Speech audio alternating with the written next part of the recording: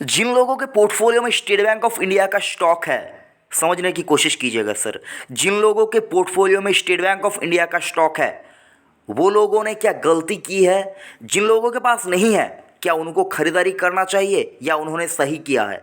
ये सारा कुछ आपको इस वीडियो के अंदर पता चल जाएगा। कंपनी यानी कि बैंक क्या कुछ कर रही है वो भी आपको पता चलेगा, और आपको क्या स्टॉक को लेना चाहिए, अगर लेते हैं क्या टारगेट्स रहेंगे, ये सारा कुछ मैं इस वीडियो के अंदर आपके लिए बताऊंगा, बोलूंगा। तो यहाँ पर आपको क्या करना है, आपको वीडियो को पूरा देखना है, स्किप नहीं करना है। और अगर आपने अभी तक चैनल को सब्सक्राइब नहीं किया सर, तो चैनल को सब्सक्राइब कीजिए, नोटिफिकेशन आइकन को प्रेस कीजिए और जुड़े रहिए नो अबाउट इन्वेस्टमेंट चैनल के साथ। यहाँ पर अगर आप देखिए स्टेट बैंक ऑफ इंडिया का प्राइस कितना चल रहा है, स्टॉक का प्राइस 205 रुपया 50 पैसा NSE के ऊपर 4 नवंबर 2020 की ये क्लोजिंग प्राइस है। अगर आप यहाँ पर देखें स्टॉक का 52 वीक लो और 52 वीक हाई, 350 ऊपर की तरफ, 150 नीचे की तरफ स्टॉक चल रहा है, लगभग लगभग 200 के आसपास। ठीक है, तो यहाँ पर देखिए अगर आप मान कर चलते हैं कि स्टॉक यहाँ पर नीचे आएगा, 150 के आसपास दोबारा आएगा, तो मैं आपको गलत नहीं कहूँगा। देखिए सर, अभी अगर आप देखिए इलेक्शन के रिजल्ट के चलते बहुत कुछ हो सकता है। बैंक निफ्टी में 2000-3000 पॉइंट की अगर कटौती भी होती है तो भी यहाँ पर हमको मतलब जिसको कहते हैं ना, घबराना नहीं होगा, और ऐसा नहीं होगा ये भी हम नहीं बोल सकते। और अगर बैंक निफ्टी यहाँ से मतलब अपने ऑल टाइम हाई को, जिसको जो है उसको अगर क्रॉस भी कर जाता है, तो भी यहाँ पर आश्चर्य होने की कोई बात नहीं है। तो सर एक अनिश्चितता के ऊपर अभी ये बैंक निफ्टी अगर आप देखें, मेरे हिसाब से मैं जितना समझ सकता हूँ साहब, बैंक निफ्टी अभी अगर आप देखें थोड़ा रिस्की बेट होगा, थोड़ा रिस्की बेट होगा। हाँ, जो लोग यहाँ पर एक्सट्रीमली हाई रिस्क ट्रेडर है जो लोग, वो तो यहाँ पर उनके लिए तो बैंक निफ्टी अगर आप देखें अभी की डेट में बैंक निफ्टी मतलब अच्छा खासा वो लोग यहाँ पर पैसा बना सकते हैं अगर यहाँ पर ट्रेड सही पड़ता है। लेकिन सर यहाँ पर मैं इन्वेस्टमेंट की बात कर रहा हूँ, यहाँ पर मैं लंबी अवधि का इन्वेस्टमेंट जिसको कहते हैं उसी के ऊपर बेस करके ये वीडियो बना रहा हूँ। तो सर 205 रुपया मानकर चलिए, लिख लीजिए सर, 205 रुपया स्टेट बैंक के लिए बेहतरीन एक प्राइस है, बेहतरीन प्राइस है। इस प्राइस के ऊपर अगर आप स्टेट बैंक ऑफ इंडिया को लंबी अवधि के लिए यहाँ पर अपने पोर्टफोलियो में रखते हैं तो आप कोई गलत डिसीजन नहीं लेंगे। लेकिन सर पैसा आपका है, डिसीजन आपको लेना है। स्टेट बैंक ऑफ इंडिया का रिजल्ट जो आया है, उस रिजल्ट के ऊपर भी आपको जो रिजल्ट का जो हाईलाइट्स है इकोनॉमिक्स टाइम के ऊपर आपको यहाँ पर आपको मैं ले जाऊंगा। उसके चलते आप जो सिर्फ और सिर्फ हाईलाइट्स आपको यहाँ पर पता चल जाएंगे कि क्या कुछ बैंक कर रहा है, डिटेल में आपको यहाँ पर पता चल जाएगा। तो चलिए देख लेते हैं क्या कुछ निकल के आया है इकोनॉमिक्स टाइम के ऊपर।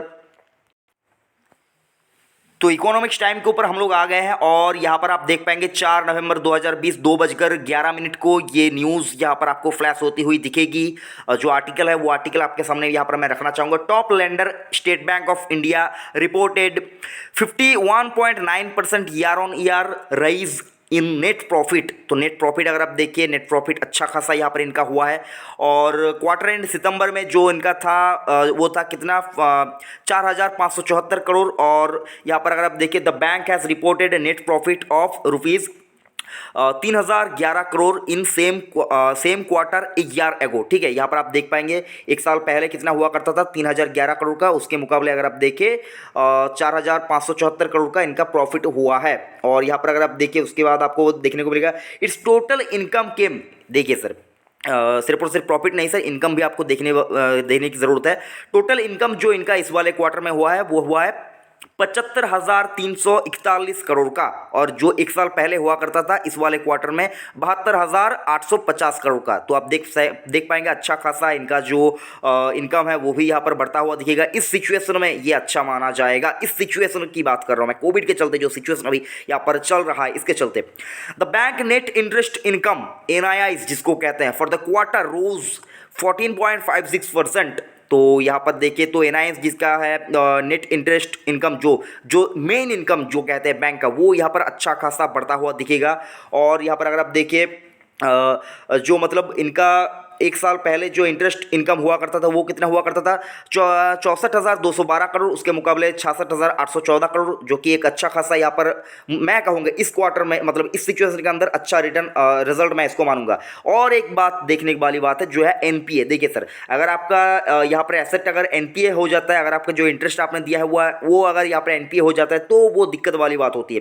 The bank goes NPA came in at 5.28% against. यहाँ पर देखिए इस वाले क्वार्टर में नेट जो यहाँ पर नॉन परफॉर्मिंग एसेट है ग्रॉस, यानी कि जो शॉर्ट टर्म में जो नॉन परफॉर्मिंग एसेट हुआ करता है वो कितना है अभी 5.28 5.48%। और पहले इस क्वार्टर में कितना हुआ करता था, 5.44, मतलब पहले वाले क्वार्टर में। तो क्वार्टर ऑन क्वार्टर भी देखें तो ग्रॉस एनपीए जो है वो कम हुआ है। और अगर आप year on year gross NPA को देखें तो एक साल पहले ये ग्रॉस एनपीए हुआ करता था 7.19%। तो सर अच्छा खासा यहाँ पर मैं इसको मानूंगा सुधार हुआ है एनपीए के अंदर। नेट एनपीए भी देखना चाहिए, जो मतलब यहाँ पर जिसको कहते हैं, मतलब जिसको और जिससे कोई यहाँ पर पैसा आएगा ही नहीं, ऐसा जिसको कहते हैं, जो मतलब पैसा जो है मतलब एक बैड लोन में चला गया या फिर कोई बैड एसेट में यहाँ पर चला गया, वो अगर आप देखें तो मतलब जिससे कोई पैसा नहीं आ रहा है, मतलब लगभग नहीं आएगा ऐसा की बराबर। तो अगर आप देखें इस वाले क्वार्टर में कितना नेट एनपीए है इनका 1.59, जो पहले वाले क्वार्टर में यानी कि जो फर्स्ट क्वार्टर में था 1.86।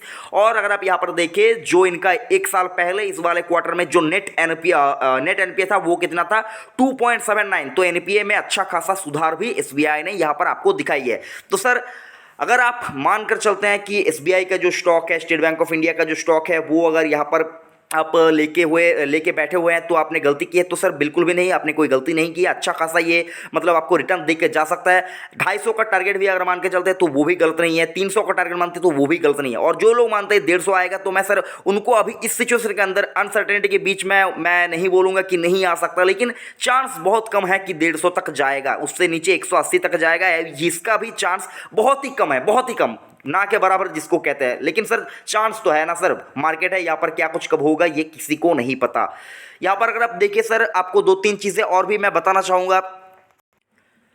अगर आप एसबीआई को as a long term investment देखते हैं तो सर आपने एक अच्छा बैंक यहाँ पर चूज़ किया है। लेकिन सर मैं आपको कहना चाहूँगा सिर्फ और सिर्फ एसबीआई का स्टॉक आपके पोर्टफोलियो में नहीं होना चाहिए। आपके पास प्राइवेट बैंकों में से भी अच्छा खासा यहाँ पर जो अच्छे बैंक्स हैं उनको भी आपके पोर्टफोलियो में रहना चाहिए। अच्छे बैंक्स मतलब सर मैं बात कर रहा हूँ यहाँ पर कोटक, आईसीआईसीआई और दिग्गज एचडीएफसी बैंक, ये भी आपके पोर्टफोलियो में रहना चाहिए। बैंकिंग सेक्टर का एक स्टॉक लेकर आप बैठ जाएंगे, ये मुझको नहीं लगता अच्छी रणनीति होगी। बैंक निफ्टी से आपको टॉप के 5 जो बैंक्स हैं उनको आपको यहाँ पर अपने पोर्टफोलियो में रखना चाहिए। बाकी सर एसबीआई लंबे अवधि के लिए बेहतरीन स्टॉक है, बेहतरीन स्टॉक, इसके ऊपर मुझको कोई डाउट नहीं। लेकिन सर बैंकिंग सेक्टर यहाँ पर मतलब आपको हमेशा आपको तंग करता हुआ नजर आएगा। लेकिन सर रिटर्न इसी से बनता है, बैंक से ही रिटर्न आप बना सकते हैं, लेकिन सर उसके लिए हो सकता है टाइम लगेगा। और अगर आप देखिए कोई भी खराब सिचुएशन यहाँ पर खराब न्यूज़ आती है तो बैंकों के ऊपर यहाँ पर उसका इफेक्ट सबसे पहले पड़ता हुआ आपको नजर आएगा। तो सर इनडायरेक्टली हर सेक्टर से ये सेक्टर जुड़ा हुआ है, तो ये भी आपको ध्यान देने वाली बात है। बाकी अगर आप